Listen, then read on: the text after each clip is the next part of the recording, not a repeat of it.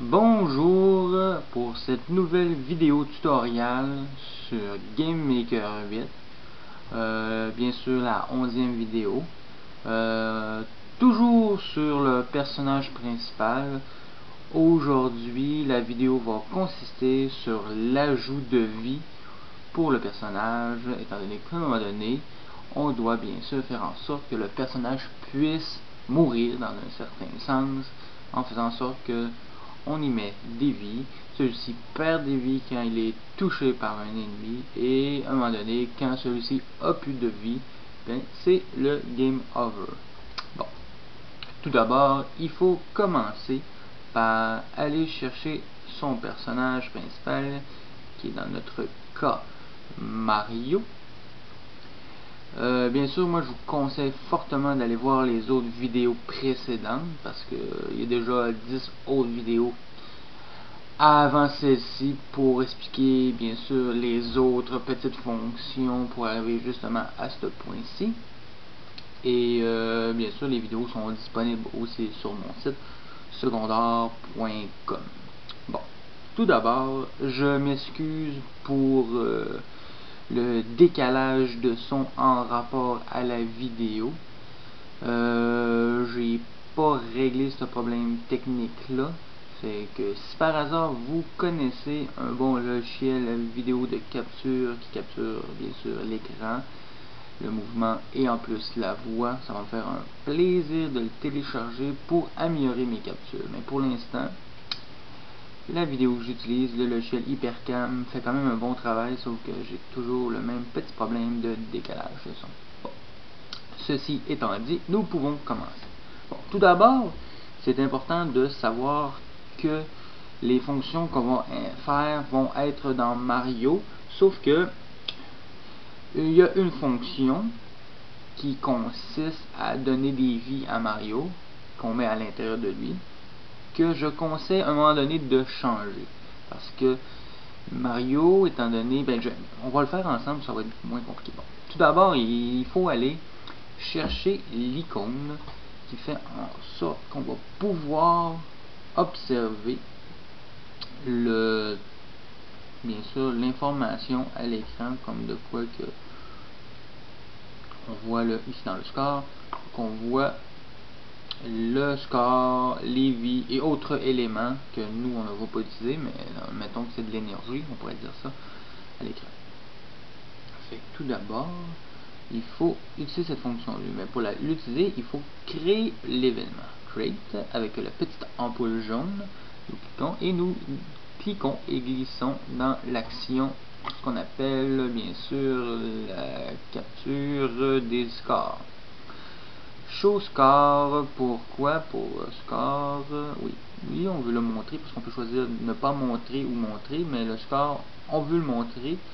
On pourrait dire je ne veux pas le montrer parce qu'on l'utilise pas en tant que tel en ce moment, parce que on n'a pas donné aucune fonction comme de quoi que si on avait une scène attrapée ou quoi que ce soit qui nous donnait des points, parce que ça, on l'a pas encore fait. Les vies, bon, ok, bien, on se complique pas la vie, on va l'enlever les scores pour pas avoir d'informations inutiles, et les vies, on va les afficher. Et pour l'énergie, on va faire en sorte qu'il ne soit pas affiché non plus. Mais ça, on peut toujours l'ajouter par la suite. Bon. Pour bien faire, je vais le mettre en français, vie, et je vais faire OK. Fait que là, par défaut, quand Mario va être dans l'écran, on va voir une petite capture à l'écran de vie. C'est très basique comme fonctionnement, mais plus tard dans d'autres vidéos, je vais vous montrer comment vraiment faire une belle petite barre de vie avec les petits icônes de vie. Ça, c'est plus intéressant. Mais ça, c'est bien de connaître la base pour quelqu'un qui veut faire quelque chose d'assez rapide.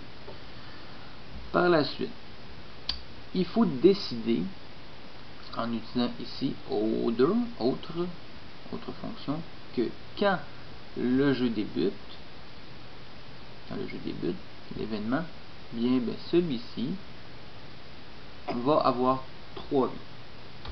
Si je clique sur relatif, ça va faire en sorte que le 0 va compter comme une vie.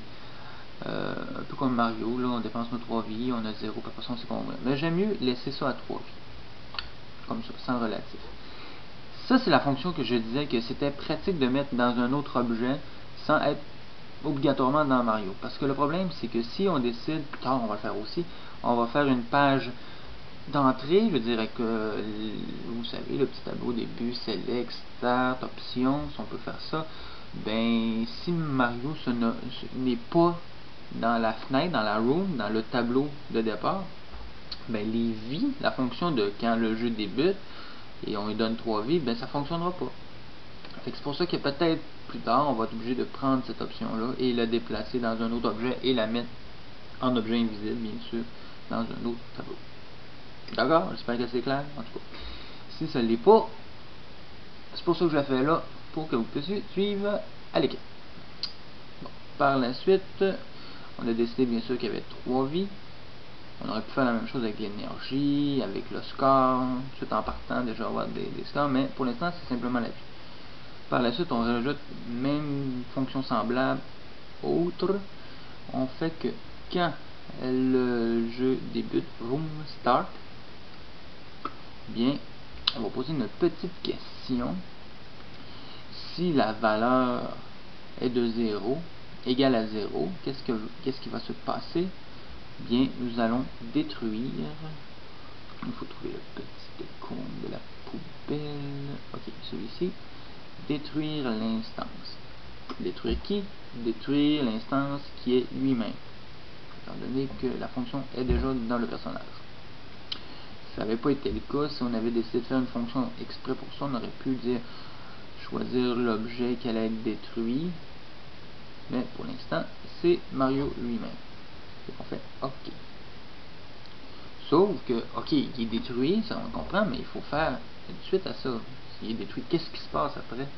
Ben, c'est là que intervient le petit événement de destruction. Destroy. On prend le Destroy et habituellement, ce que j'aime bien faire, c'est faire jouer un petit son. On peut choisir un son. Problème en ce moment, c'est que quand je fais ça, il faut aller choisir le son. Le seul son que j'ai, c'est Mario touché.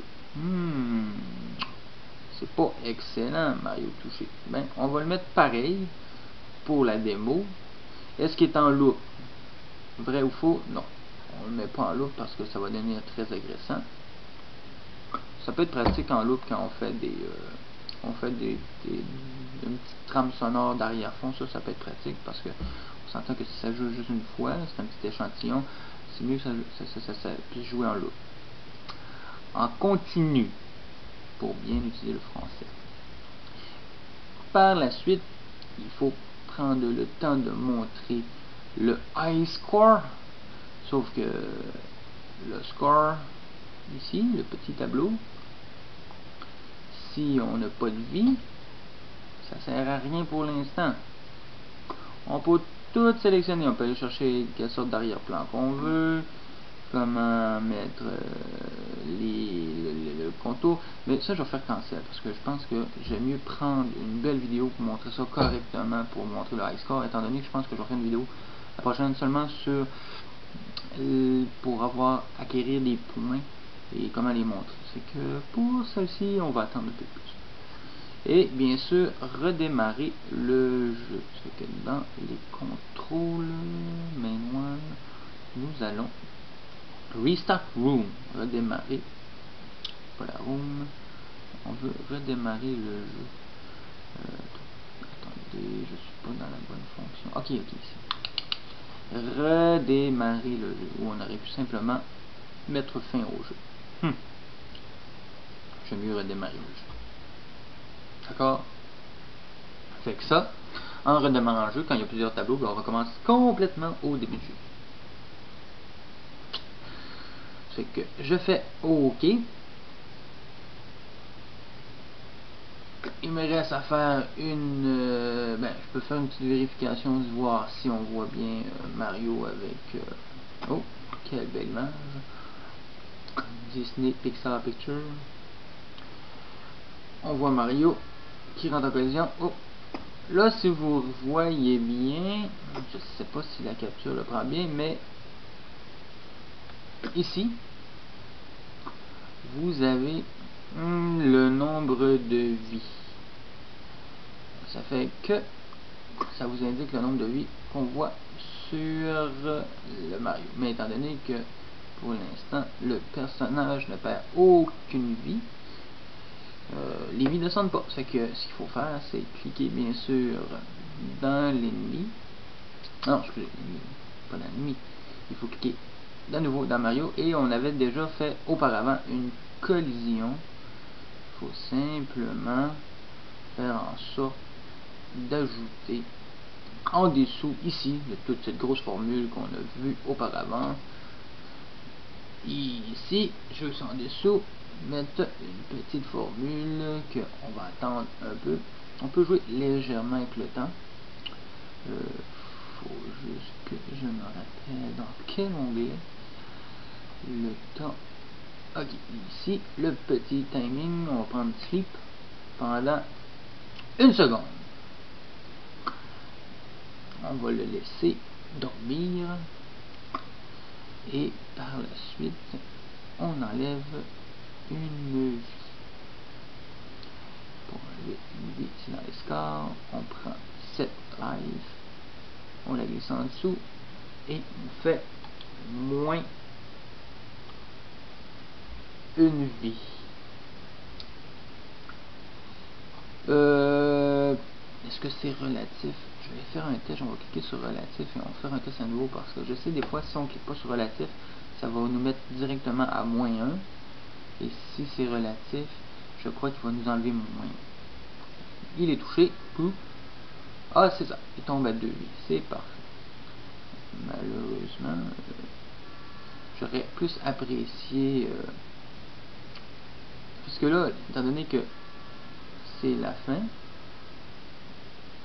ouais, on en retombe à 3. La fin est pas terrible parce qu'on redémarre le même tableau. Il aurait fallu avoir un autre tableau de départ, comme un tableau de début. Ce serait beaucoup plus intéressant. Mais vous avez la fonction. Mais pour bien faire, on va enregistrer ici et on va poursuivre avec un autre capture pour vous parler du high score un peu plus.